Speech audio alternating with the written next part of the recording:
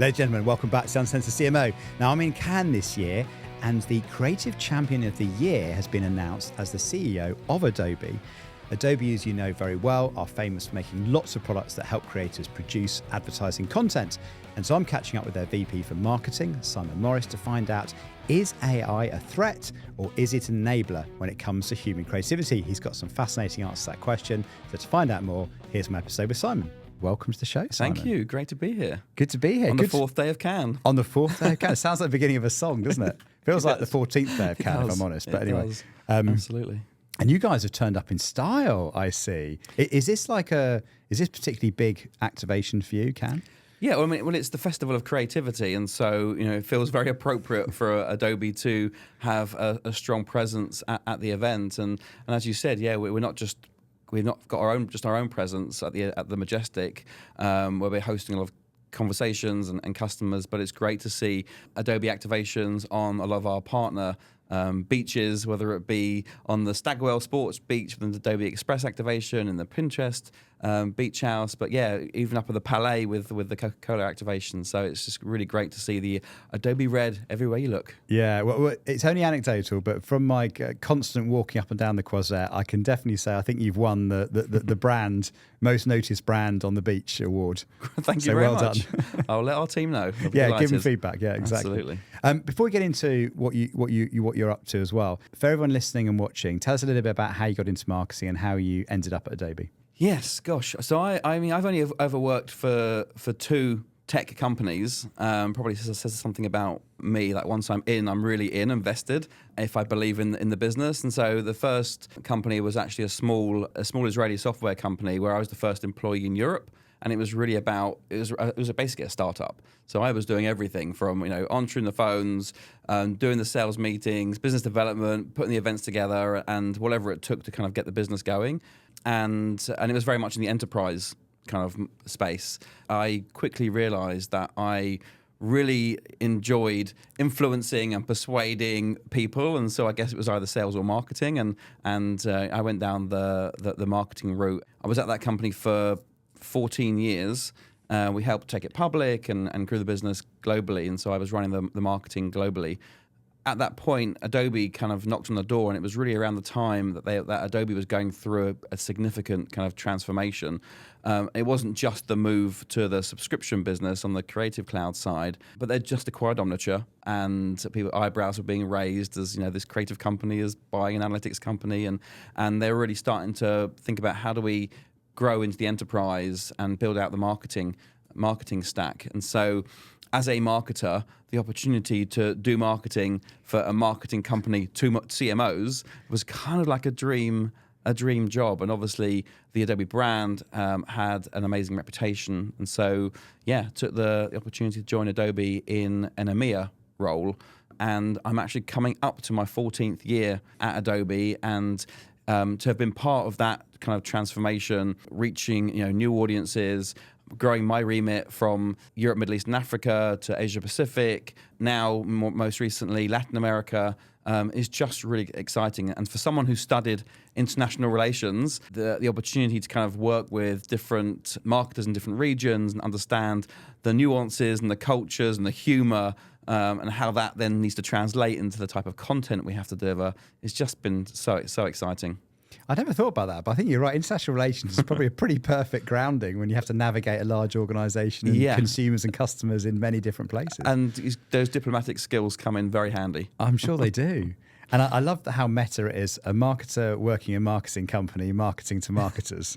Exactly. That's very deep, exactly. Isn't it? Dream. But yeah, we'll have to unpick what that means in a minute. But that's great. But I must give a big congratulations to your CEO, because he's just won Creative Champion of the Year, which is amazing. So what was it that he's done, that you've done together at Adobe, that's led to that recognition? Yeah, I think the whole company was so proud to see Shantanu up on stage. I don't know if you had a chance to see that video showing some of the work. It was just really emotional and moving. And I think that for over 40 years, Adobe has been really focused on empowering individuals and students and creative professionals and businesses to share their story, to empower them, to give them the tools to create their stories that to the outside world. And I think the recognition was really the fact that we've been doing it over such a long time, continue to reinvent, continue to look around the corner and make sure that we are equipping our customers with the tools that are going to help them achieve their business outcomes. And those outcomes will vary enormously depending on who you are. But I think it was really recognition of that. And I would say, most recently it was, because I think everybody knows, Adobe for its kind of creative tools for the creative professional. But, more recently with the introduction of tools like Adobe Express and obviously now our Firefly models, we're really and truly democratizing creativity and empowering anyone around the world to tell their story. So to have that recognition was just lovely for the whole company. Yeah, talking about looking around the corner, I had the honor actually of joining you guys at Adobe Summit this year, which was, wow, was that an eye-opener for me. I had no idea how far AI had kind of come on, from the sort of early ideas of getting AI to sort of complete a task for you, to now the point where you can employ different agents to complete different tasks and how they can all work together to, to kind of deliver for you. It was a massive education for me. But where have you seen AI have the biggest impact in terms of the marketing, the marketing landscape? Where has it transformed it? So, we certainly, the way we think about AI is augmented intelligence. So it's a technology that's going to enhance and amplify human creativity, not replace it. So, if you think about a creative professional, people who often have a very clear kind of creative vision in their mind, it's really about eliminating those kind of tedious, time-consuming tasks like generating variations or kind of minor edits to things. So it's really about saving them time, because if you speak to a lot of kind of creative pros or agencies, the biggest thing they crave is time. Often the briefs come in super late. They've got 48 hours, to turn things around, and they're not always able to do their best work. So I think for the creative professional, it is about reducing those tedious, time-consuming tasks and allowing them to focus on bringing their creative vision to life and building those emotionally relevant experiences.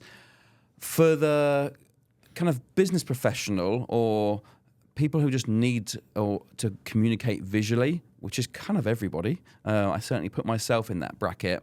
Often, I speak for myself, the biggest fear is that blank page. Like, where do I start? I've got an idea, but where do I start? And so it kind of eliminates that fear of that blank page by providing that spark, generating some ideas from which you can then iterate on.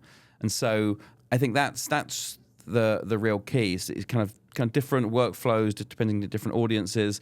Again, for marketers, it's about taking care of the things that are time consuming and allowing you to focus on what you do best, which is really the storytelling and the strategy. Kind of irrespective of audience, for us, ultimately, it's about AI being in the service of creativity and not the other way around. That is really reassuring to hear that message, particularly in Cannes, obviously, because we're celebrating creativity. But there's a lot of people arguing that actually AI will replace creativity. But it sounds like you're using it in service of creativity rather than replacing it. Yeah, absolutely. And as I said, if you're able to free up that time, that's not the most productive or creative use of a creative's time, to now enable them to come up with a bigger, more creative, impactful campaigns. That's going to see some great work. And if I think about tools like Adobe Express and what that's done, even just if I look at it across Adobe, it's empowering the entire organization to be able to create standout content really quickly and easily. And yes, we build the brand templates and brand guidelines and kind of guardrails in the tool, because it leverages our Firefly models. We know that it's commercially safe, but it's really empowering everyone across all departments, literally all departments, to communicate more impactfully visually. And so it's really democratizing creativity. Now, we're talking about the power of what AI can do. I came across this very funny Rick Rubin video where, well, not funny necessarily, but he said the one thing AI won't be doing is being unreasonable, because humans are by their nature very unreasonable. So it just got me thinking, though, what areas do you think AI won't impact? Or to flip it the other way, where will human kind of skills be most required as we see AI change marketing? Yeah, I think that there'll be some of the tasks that even generating variations that might have been required a very manual amount of work to tweak a banner or multiple formats. We know that the demand for content has exploded and is only going to get bigger and bigger as brands desire to deliver personalization at scale. Like, we all know that the more personalized and relevant experience we receive as consumers, the more likely we are to respond. You want your brands to know you and deliver the right contextually relevant content. But to do that at scale is very challenging unless you've got the tools to help you. So quickly creating like variations for all the different platforms, they're things that you can use the AI tools to do. I think that, but for us, ultimately, you need great ideas. Like, you need dreamers, you need emotion and storytelling. And I think that's where human beings will really be able to focus more energy on doing the stuff that's really going to drive impact. Yeah, I was chatting to Greg Hahn about how they use AI, and he kind of describes it like an hourglass. He said, when it comes into interrogating the brief, understanding the audience, getting some data, we go wide and we use AI.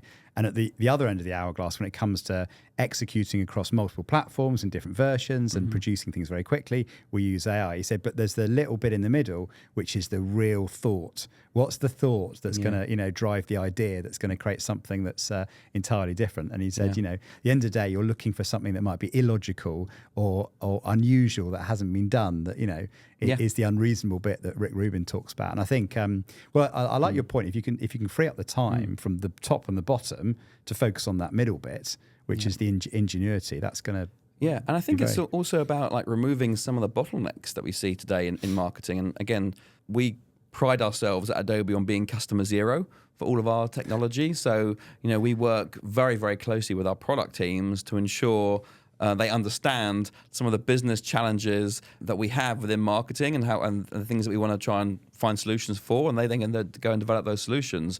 And so, if you think about Gen Studio for performance marketing, this was addressing a real challenge that we faced. The performance marketing teams knew that they needed to have a monumental amount more content to really feed the platforms to get to really optimize those engines and get the best results. And the creative teams just couldn't deliver quickly enough the sheer volumes of content we needed, and it was kind of a real challenge. And so when Adobe released Firefly, it was like, okay, there were so many different ways in which we could apply it. It's like, where do we start? What are the most painful business challenges today? And it was around like more variations and reducing some of the bottlenecks of the creative team to allow them to focus on those bigger campaigns. And so we actually got some teams, we put some creatives, some performance marketers, some product people together to sort of play around to see what the impact would be of using this tool, which eventually became Gen Studio for Performance Marketing. And actually, initially, we saw like incredible results in terms of improved click-through rates. And it gave us the confidence to kind of sort of scale this out to the wider marketing organization. And we saw a slight drop-off in performance. And we were like, what's happening? What's gone wrong, kind of thing, or why is it not working as well?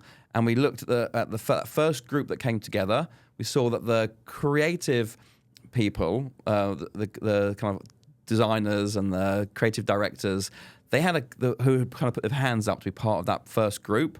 They had a good understanding of performance marketing and why it was so important and what it needed.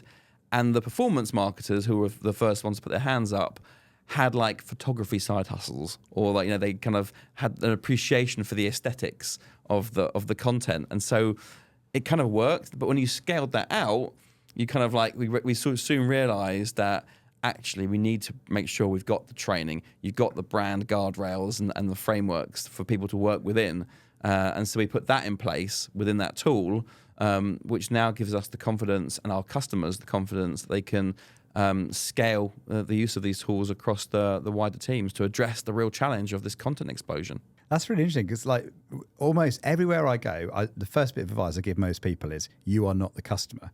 But I think in your case, you actually are your own customer, aren't you? We absolutely are. Yeah, right. I mean, you test things out on yourself first. I presume. For all of our products, for absolutely all of our products, we if you think about Acrobat, we launched AI Assistant. Gosh, I think over about a year or so ago. And again, we're we're the beta customers of that. We're using it, we're pressure testing it, but also seeing which are the most applicable use cases for that tool, and being able to use that to get like summaries of very long documents, or here's the 5-minute summary from the company, all from the employee, all hands, and then sharing that.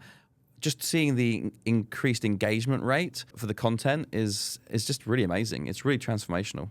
So given you are your own customer, right, what campaign have you got like live now that's been created by your own software?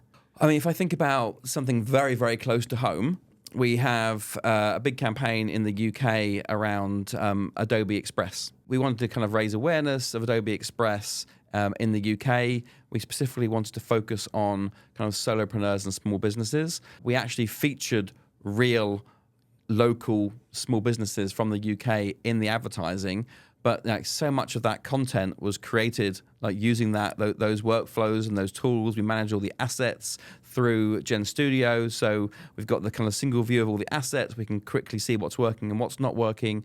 It's proving to be really impactful as an overarching campaign, and seeing it kind of run through the whole funnel, not just kind of awareness, but allowing us to retarget people more with the right content. That's probably the best I think example. I saw that one actually, because it actually attributes the creator's name at the bottom of the creative, doesn't it? Which I thought was lovely. Absolutely. So you kind of hero really your own us. customers in a way. Absolutely. Which is a great thing. Yeah. What advice would you give someone working with creators? Because the creative economy is booming. In fact, creators, probably conversation at Cannes this year, there's been a lot of conversation on the kind of creators. Huge amount. How you do that. What advice would you give? Yeah, there's also a huge presence of creators at Cannes on a lot of the panels, and I would say there's a few learnings we've got from working with creators or influencers or ambassadors, whatever you want to call them. Firstly, we see more success when you have longer term. Firstly, there needs to be a genuine, authentic use of our tools. We like to work with creators who genuinely use our tools day in, day out, and so they are kind of fans of Adobe, and we tend to build like longer term partnerships. So it's not like a one-off transactional relationship. We're not too prescriptive in terms of their content, because they're the ones that know their audience is the best. They have that trust and credibility. That's something that's really important to us. Long term, not being too prescriptive. And then the way that we scale is by having a kind of consistent measurement framework. We kind of categorize our kind of social content into 4 buckets. We say entertain, educate, inspire, or inform. And we have that consistent content framework, consistent measurement framework, and then we allow the local marketing teams to work with the influencers that best resonate with their local market. So obviously the humor and tone is going to vary enormously from one market to the other. So we enable the regional teams to work within that framework with the local influencers that are going to have the best impact. And one of the tensions that everyone talks about is, because you talked about brand guidelines earlier, there's always this tension between, I must stick to brand guidelines, give them a script, control what they say. So how do you get the balance right between the freedom to kind of go create versus the kind of guardrails to stick to? Yeah, I think that we make sure that our marketers and all of our employees understand, who the brand is, what does the brand stand for, how do we want to show up. But we try and give a lot of freedom, like kind of creative freedom, to the local teams to work within that. It's not, as I said, it's not too, it is real just guardrails. There's a lot of sort of flexibility within that to ensure that they're being relevant. Like, you have to be relevant in the local market, and you have to be able to move quickly to tap into local trends, and because if you haven't got a process in place that allows you to quickly produce content that taps into that trend within like hours, like it's gone. Yeah. And so, great, you might have, if you're working to a lot of processes that many brands have, like you need to get the approvals. By the time you get the approval of the content and the tweaks you have to make, it's gone. Like, the moment's passed. So you have to be able to ensure that your marketing can move at the speed of social, which is a big change for a lot of brands. That's a huge change, isn't it? Yeah. I mean, you mentioned a number of your products as we've been talking, like Adobe Express. You recently launched Adobe Firefly on mobile as well, haven't you? Which is a big new launch. What's the secret to a product launch? Being a success. What goes into making it work? So firstly, we want to make sure that the marketing and the product is indistinguishable. So we have a very, very tight relationship with our product teams. We also ensure that we are working very, very closely with our creative community on the development of that product. So we have, beta programs in place with our creators. We have our own Adobe evangelists. We have confidence because we've had a lot of feedback in that development process. It gives us the confidence to know that we've got the right offering that's going to meet the need for our customers. And so then it's about making sure we've got that truly global launch moment. And one way in which we do that is through creating a lot of our own content. So I don't know if you saw the Firefly video that we used. That was made entirely using Firefly, and just a stunning piece of content that is very relevant globally. So we're able to take that asset and run it globally. But then in terms of the next phase, we would tend to work with like local influencers and creators to work on some very specific use cases to that market or landmarks in that market, things that you want to show off that are relevant to that country. So we have kind of global scale, but then local relevance, and then obviously so obviously creators play a big part of that, and then leveraging all the different social platforms and media channels, and then we measure everything. And you also partner, don't you, with like sports, different sports properties as well as another element of the whole mix. I guess more for broader brand building. What role would that play? Yeah, I think we've always tried to connect, what we're doing to the passion points of our customers. So whether that be fashion or art or music, I would say, over the last couple of years, we've lent more into the sports arena because we see sports brands are kind of, certainly the bigger ones, consider themselves to be entertainment houses. They're competing for attention and time. They have to deliver an incredible fan engagement solution. And thankfully, a lot of them are turning to Adobe to help them do that, bringing together all of the incredible rich data they have on their fans across multiple sources, bringing it into a unified kind of customer profile, then connecting the content, and then making sure you've got the right journeys in place to deliver that amazing fan experience. Take Real Madrid as an example. Only a fraction, a tiny percent of their fans, of their hundreds of millions of fans, are ever going to get to a game. They're ever going to get to the Bernabeu. You've got to make sure that you are finding a way of keeping those fans engaged in a contextually relevant way, whether they're in Buenos Aires or in any other part of the world. So it's they're really thinking about that fan experience, and I think they recognise that because Adobe can bring creativity and marketing and AI kind of together in one offering, we can help them deliver that fan experience. The context of the Adobe Women's FA Cup, a slightly different challenge there that we wanted to get involved in. There's like 500 clubs that enter the competition in the first qualifying round. Most of them are amateur clubs. They've told us they haven't got the skills, they haven't got the time, they haven't got the money to create content for their clubs, to promote their games, to share their stories. And so we gave them Adobe Express, provided training, which they all wanted, now that they're now able to create standout content for their clubs and their players and their fans, and it's ultimately inspiring more women and girls into sport, which we're really proud of. That's a great thing to be involved in. Yeah, absolutely. Really good. Especially for someone who loves football. Yes, exactly. Yeah, I know. Well, it's funny, the kind of stereotype of a sponsorship is, oh yeah, I bet the CMO loves that particular sport, doesn't it? So anyway, but occasionally it's nice when it overlaps. Absolutely. One of the I know one of the challenges, and I picked this up a lot when we were chatting at Adobe Summit, was that the role of the quality of data and IP and trust, which actually the more you think about it, the more we delegate to AI to go and kind of fulfill tasks, and we're training it on different data. How do you approach kind of, because obviously it's a big, when you're making things at scale, it's really important to know that, the data quality's there. You're not going to ruin your IP. You're not going to get any kind of, you're not going to be making decisions on the wrong data points. So how do you ensure the kind of level of trust that your customers can put in the platform? I'm a very big Marvel fan. You might wonder what that's got to do with your question, but there's a superhero, Spider-Man, who famously once said, with great power comes great responsibility. And I think that's, for us, how we've approached our AI models. We wanted to make sure that they were commercially safe, they were not going to violate IP, and I think that approach of like responsibility, transparency, and accountability is really what sets us apart from a lot of other models that are out there, and it's why I think so many brands are turning to Adobe, because they can trust that it's a commercially safe solution, and that's a lot of the feedback that we get from customers, but something that was so important to us. We wanted to make sure that creators were compensated.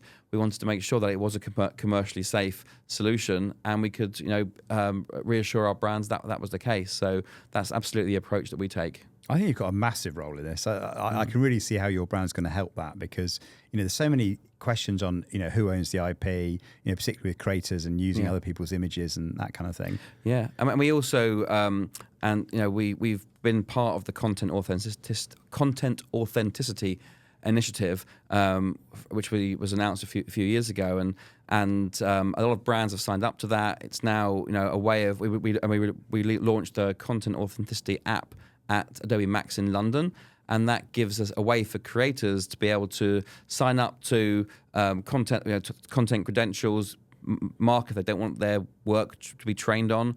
We're increasingly looking for content credentials to be applied to as many digital assets as possible, so that just as a consumer, when you walk into a supermarket and you can pick up a piece of food and look on the back and see the nutrition label as to what goes into it, we believe that should be the case for any digital asset. You should be able to see who made it, when it was made, was it touched by AI, what was it, what type of AI touched that piece of content. So it's really about transparency, and something that we're really reinforcing across the industry.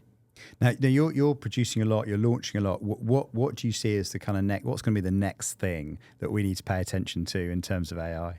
We're constantly looking at how is kind of consumer behavior changing, and I think one of the big things to emerge over the last few months is the kind of rise of the large language models, and how search behavior is changing. Much more kind of intent-based search, conversational, voice-based search, and as a brand, you have to make sure that you're showing up in those LLM type searches. Otherwise, you're going to increasingly become irrelevant.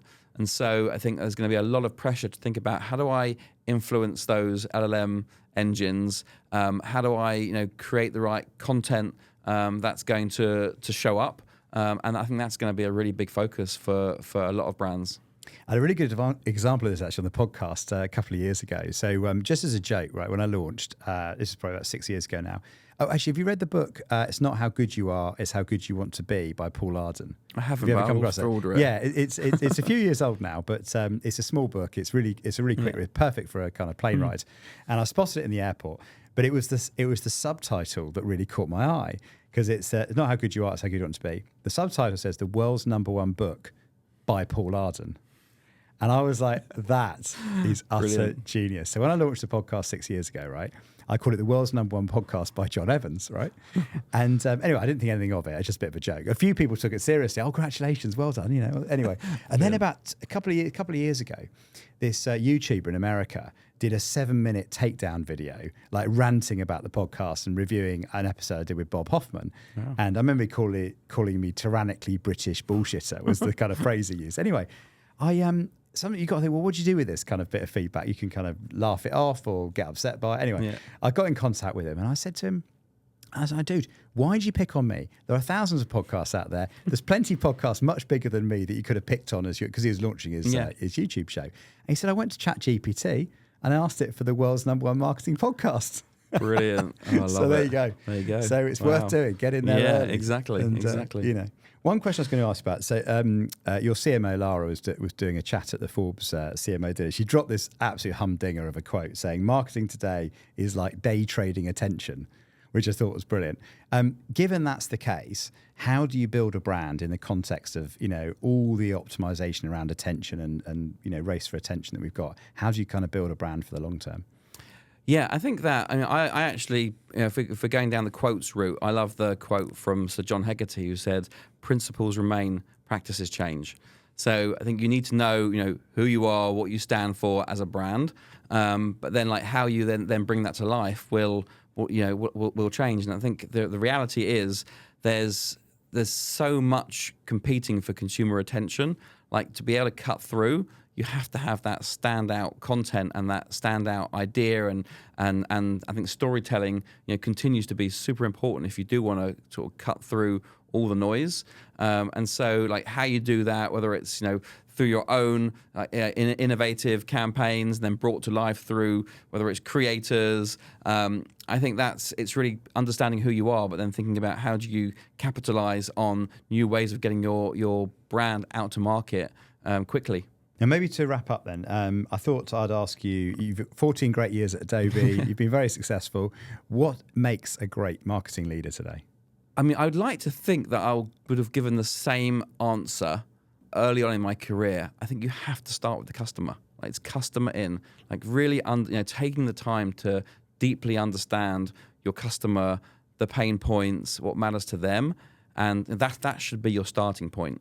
Then you kind of work, go forwards with, okay, how do I solve that problem? If you go the other way around, then you could create the greatest products or the greatest marketing, but if it's not solving the real pain that your customers face, then it's going to be an uphill battle.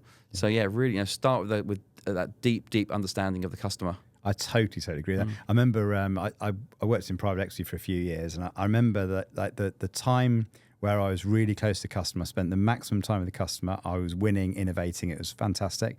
And the moment I started focusing internally on alignment, the internal meetings, arguing for budget, all that kind of thing, that's the moment everything slowed down. Yeah. And I can literally correlate time with customer to rate of growth. I think the correlation was almost perfect. Yeah, so absolutely. I couldn't agree more. Simon, it's been amazing to have you on the show. Thank you for giving us the time. Congratulations on an incredible Cannes. I don't think anybody would have missed you this year. So you can give that team a nice big, excellent, a nice big well done from me. I will do. Thank you very much for having me. Great. Good to see you. Thank you very much for listening or watching Uncensored CMO. I hope you enjoyed that. If you did, please do hit the subscribe button wherever you get your podcast. If you're watching, hit subscribe there as well. I'd also love to get a review. Reviews make a big difference on other people discovering the show. So please do leave a review wherever you get your podcast. If you want to contact me, you can do. I'm over on X @UncensoredCMO or on LinkedIn, where I'm under my own name, John Evans. Thanks for listening and watching. I'll see you next time.